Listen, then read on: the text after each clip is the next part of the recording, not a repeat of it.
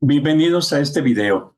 Soy Miguel Ángel Ibarra Carrizosa, alumno de la Universidad Virtual del Estado de Guanajuato y cursando actualmente la licenciatura en Ciencias del Comportamiento Humano.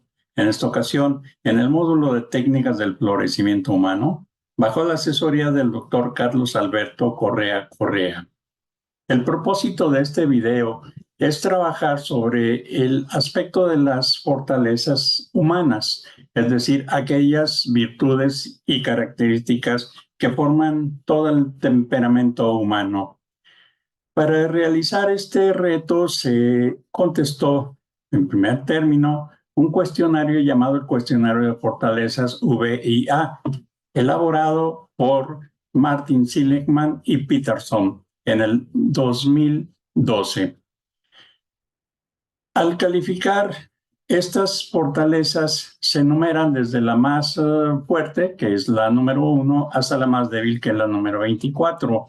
En este caso, se trata de trabajar dentro de las últimas que hayan calificado en el ranking, alguna de ellas para desarrollarla a través de una serie de actividades y de estrategias que dan lugar a su desarrollo.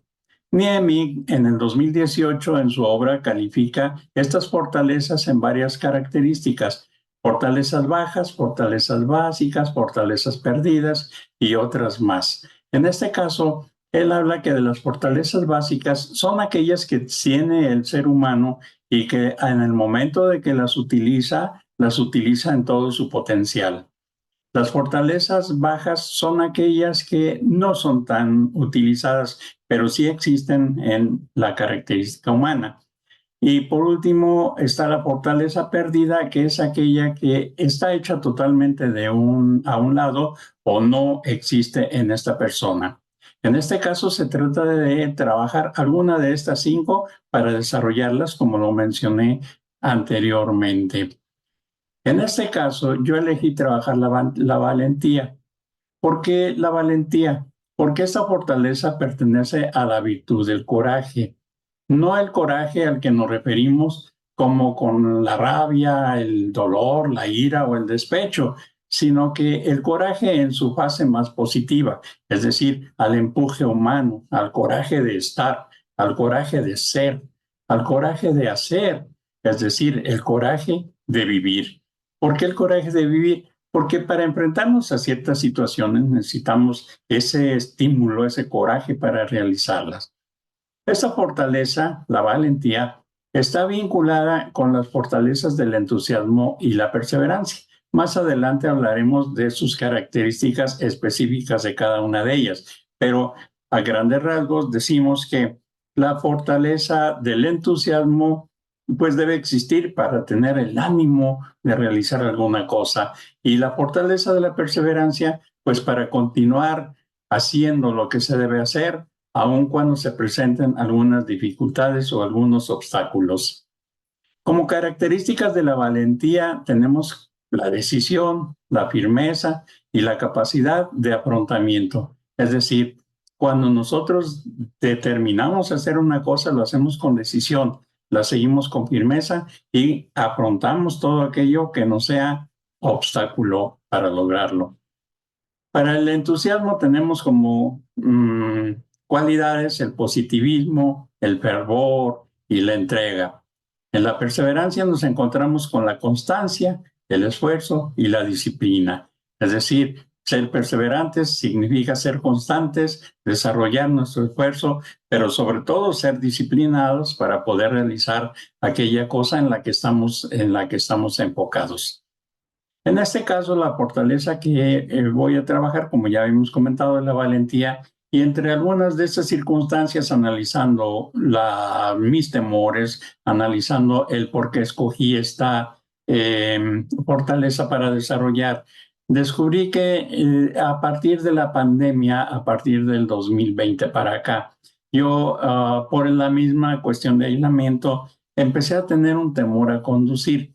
Es decir, no un temor irracional de decir, ya no quiero salir, ya no quiero manejar, sino que el mismo aislamiento, la misma falta de contacto social, pues hizo que uno se fuera replegando en sí mismo y lógicamente pues no salía realmente en mi auto Y en fechas actuales, aunque ya no hay pandemia, pues definitivamente tenemos la comodidad del Uber, tenemos la comodidad del Didi, y pues prefiero llamar un vehículo de plataforma para desplazarme que salir en mi auto. Entonces, digamos, esta fortaleza la tengo un poco de lado porque ya no me atrevo tanto a salir en mi auto. Sin embargo, esto es lo que yo deseo trabajar.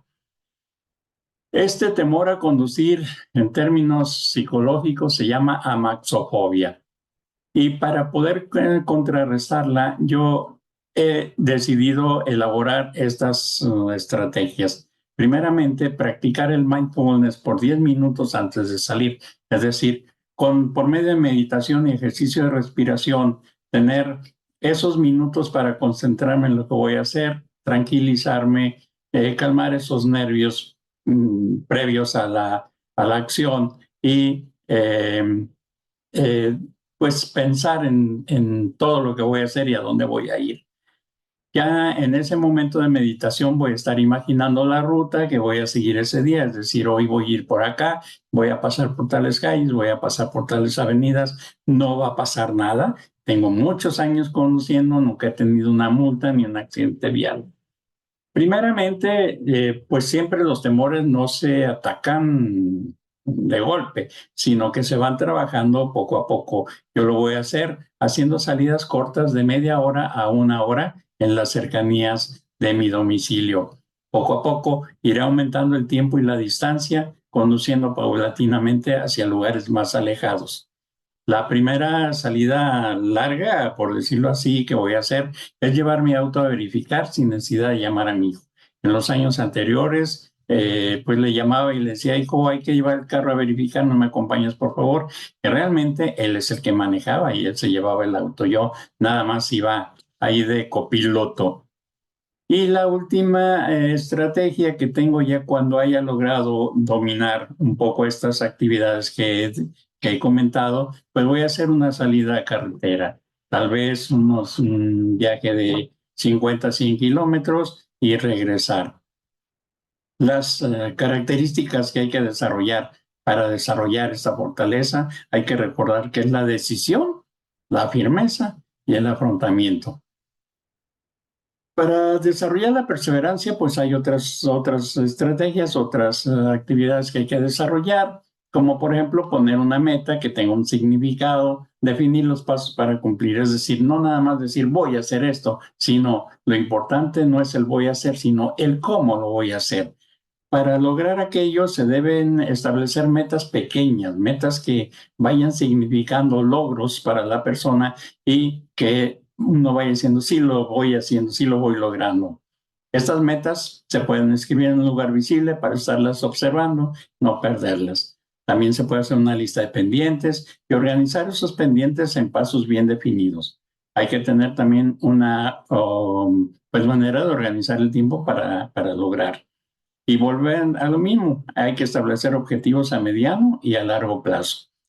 También es importante evaluar lo que uno está haciendo. ¿Lo voy logrando o no lo voy logrando? Esto se realiza revisando avances cada cierto tiempo, puede ser cada 15 días, cada mes o cada 2 meses, en fin, según el tipo de meta que se haya impuesto uno, pero sí es importante el hecho de estar evaluando los avances. Hay que recordar que para desarrollar esta fortaleza de perseverancia se necesita constancia, esfuerzo, pero sobre todo disciplina.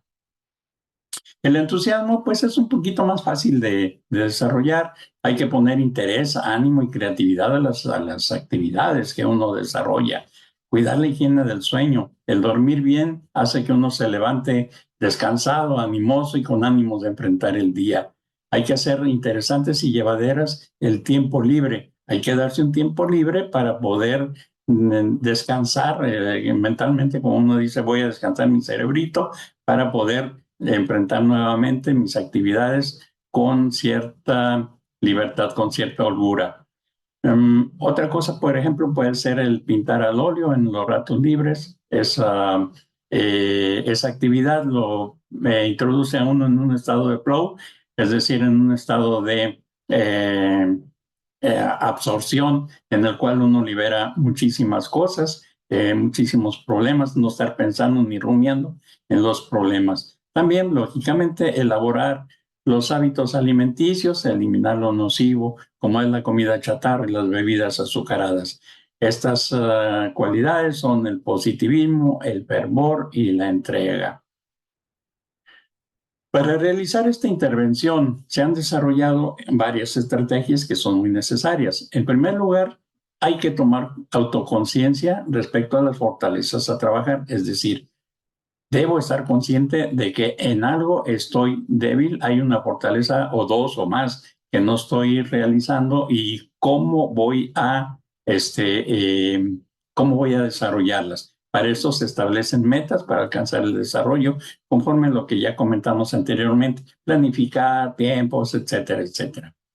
Se han creado tiempos y espacios para fomentar la disciplina. Es otra parte de mis estrategias y hacer patente la necesidad de una práctica constante para arraigar esas fortalezas. Se han considerado actividades lúdicas y horas libres a manera de gratificación por los logros parciales o totales obtenidos. Es decir, siempre hay que premiarse o autopremiarse los objetivos que uno va logrando. Y vuelvo a lo mismo, fijar los tiempos para elaborar las autoevaluaciones parciales y ir calificando los logros. Una evaluación final, pues es difícil decir en tanto tiempo porque no puede uno vaticinar cuánto tiempo le llevará a uno desarrollar una estrategia. Espero que este comentario de su servidor haya sido de su agrado y les agradezco muchísimo su atención. En la parte final he colocado la bibliografía de aquellos autores que me han servido para desarrollar este reto. Nuevamente les agradezco su atención y hasta la próxima.